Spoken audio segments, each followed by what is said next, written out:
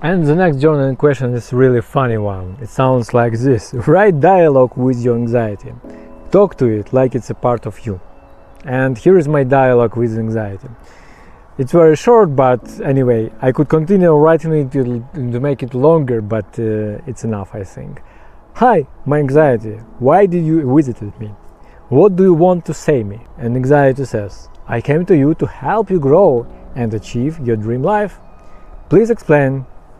Okay, I make you worry about different things to make you conscious about your life. And I say, so you mean you are here to help? Yes, I am your friend.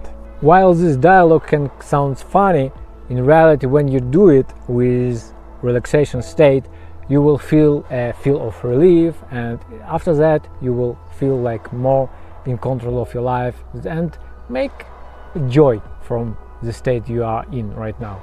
And I would make you a disservice if I don't read to you an important quote that really powerful and inspires me, and sounds like this. It is quoted by Daniela Laporte. You are not going to die. Here is the white hot truth. If you go bankrupt, you'll still be okay. If you lose the gig, the lover, the house, you'll still be okay. If you think of the key, get beat by competition, have your heart shattered, get fired, it's not going to kill you. Ask anyone who's been through it. And here is a bonus for you. If you want to be in touch with a tribe that uses journaling for growth, then I'm inviting you to join a free Facebook group. You can discuss journaling for personal development and transformation with your fellow friends. The community is very friendly and helpful.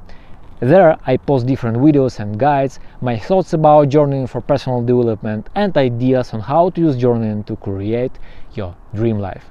Check the link in the description or type this link mindgives.org/group. I'll see you inside.